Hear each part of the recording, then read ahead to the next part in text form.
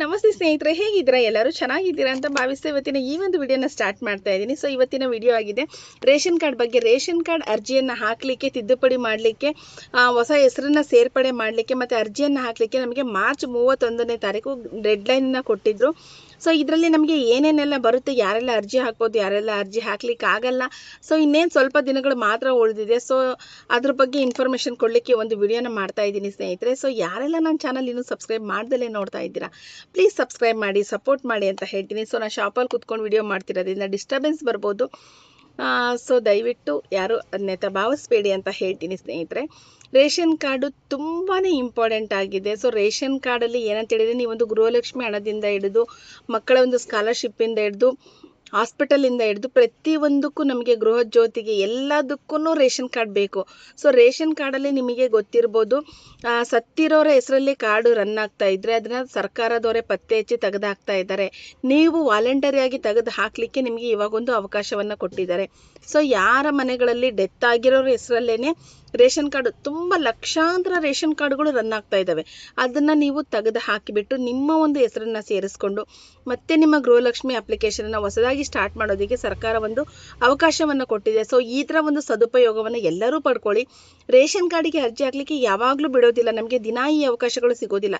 ಸರ್ಕಾರ ಯಾವತ್ತು ನಮಗೆ ರೇಷನ್ ಕಾರ್ಡ್ ಅರ್ಜಿ ಹಾಕ್ಬೋದು ಅಂತ ಕೊಟ್ಟಿರ್ತಾರಲ್ವ, ನಾವು ಆವಾಗಲೇ ಹಾಕಬೇಕು.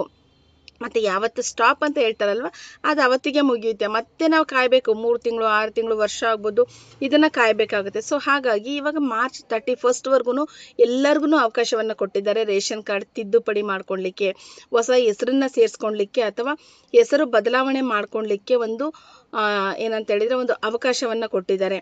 ನಿಮಗೆ ಒಂದು ಗೃಹಲಕ್ಷ್ಮಿಗಾಗಿರ್ಬೋದು ಅಥವಾ ಉಜ್ವಲ ಗ್ಯಾಸ್ ಯೋಜನೆಯಡಿ ಆಗಿರ್ಬೋದು, ಇದೆಲ್ಲದರಲ್ಲೂ ಹೆಸರು ಸ್ಪೆಲ್ಲಿಂಗು ಮಿಸ್ಟೇಕ್ ಇತ್ತು, ರೇಷನ್ ಕಾರ್ಡಿಗೂ ಆಧಾರ್ ಕಾರ್ಡಿಗೂ ಟ್ಯಾಲಿ ಇರಲಿಲ್ಲ ಅಂತ ಹೇಳಿದರೆ ನಿಮಗೆ ಯಾವ ಸ್ಕೀಮ್ಗಳು ಬರೋದಿಲ್ಲ.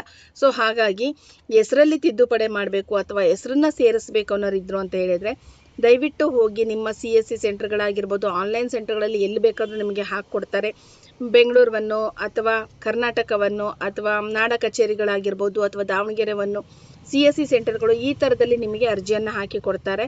ಸೊ ಅಲ್ಲಿ ಹೋಗಿ ನೀವು ಅರ್ಜಿಯನ್ನು ಹಾಕಿ ಅದಕ್ಕೆ ಸಂಬಂಧಪಟ್ಟ ದಾಖಲಾತಿಗಳನ್ನು ಸಲ್ಲಿಸಿ, ಯಾರ ಹೆಸರು ರೇಷನ್ ಕಾರ್ಡಲ್ಲಿ ಕೂರಬೇಕಾಗಿದೆ ಅವರ ಒಂದು ಆಧಾರ್ ಕಾರ್ಡ್ ಆಗಿರ್ಬೋದು, ಪಾಸ್ಪೋರ್ಟ್ ಸೈಜ್ ಫೋಟೋ ಆಗಿರ್ಬೋದು, ಮತ್ತು ಒಂದು ಯಾವುದಾದ್ರೂ ಹೆಸರು ತೆಗಿಸ್ಬೇಕು ಅನ್ನೋದಿತ್ತು, ಅವ್ರು ಡೆತ್ ಆಗಿದ್ದರಿಂದ ಅವರ ಒಂದು ಡೆತ್ ಸರ್ಟಿಫಿಕೇಟ್ ತೊಗೊಂಡೋಗಿ, ಮಕ್ಕಳು ಇದ್ದರೆ ಚಿಕ್ಕ ಮಕ್ಕಳಿದ್ರೆ ಬರ್ತ್ ಸರ್ಟಿಫಿಕೇಟನ್ನು ತೊಗೊಂಡೋಗಿ, ಅದಾದ ನಂತರ 2 ಪಾಸ್ಪೋರ್ಟ್ ಸೈಜ್ ಫೋಟೋ ಮತ್ತು ರಿಜಿಸ್ಟರ್ಡ್ ಮೊಬೈಲ್ ನಂಬರ್ OTP ಬರುತ್ತೆ. ಸೊ ಇದೆಲ್ಲದನ್ನು ತೊಗೊಂಡೋಗಿ ಆದಷ್ಟು ಅರ್ಜಿಯನ್ನು ಹಾಕಲಿಕ್ಕೆ ಪ್ರಯತ್ನ ಮಾಡಿ. ಸೊ ನಮಗೆ ಉಳಿದಿರೋದು ಇನ್ನು ಕೆಲವೇ ದಿನಗಳು ಮಾತ್ರನೇ ಉಳಿದಿರೋದು, ಮಾರ್ಚ್ 31 ಲಾಸ್ಟ್ ಅಂತ ಹೇಳಿದರೆ. ಸೊ ನೆಗ್ಲೆಕ್ಟ್ ಮಾಡಿ ಮತ್ತೆ ಕಮೆಂಟ್ಗಳು ಯಾವತ್ತು ಬಿಡ್ತಾರೆ. ಸೊ ಸರ್ಕಾರ ಒಂದು ಸಲ ಅಪ್ಲಿಕೇಶನನ್ನು ಬಿಡ್ತಾರೆ ಅಂತ ಹೇಳಿದಾಗ ಇದೇ ಅಪ್ಲಿಕೇಶನಿಗೆ ಬೇಕಾಗಿರೋ ದಾಖಲಾತಿಗಳು ಇದೇ ಇರುತ್ತೆ, ಏನೂ ಚೇಂಜಸ್ ಇರೋದಿಲ್ಲ. ಏನೋ ಕೇಳಿದ್ರೆ ಒಂದು ಎಕ್ಸ್ಟ್ರಾ ಕೇಳ್ಬೋದು. ಸೊ ಈ ಎಲ್ಲ ದಾಖಲಾತಿಗಳು ನಮ್ಮ ಹತ್ರ ಇತ್ತು ಅಂತ ಹೇಳಿದರೆ ನಾವು ಈಸಿಯಾಗಿ ಹೋಗಿ ಅಪ್ಲಿಕೇಶನನ್ನು ಹಾಕ್ಬೋದು. ಸರ್ಕಾರದವರು ಬಿಟ್ಟ ಮೇಲೆ ನಾವೆಲ್ಲ ರೆಡಿ ಮಾಡಿಸ್ಕೊಂಡು ನಾವು ಹೋಗಬೇಕು ಅಂತ ಹೇಳಿದರೆ ನಿಜವಾಗ್ಲೂ ನಿಮಗೆ ರೇಷನ್ ಕಾರ್ಡ್ಗಳೇ ಸಿಗೋದಿಲ್ಲ.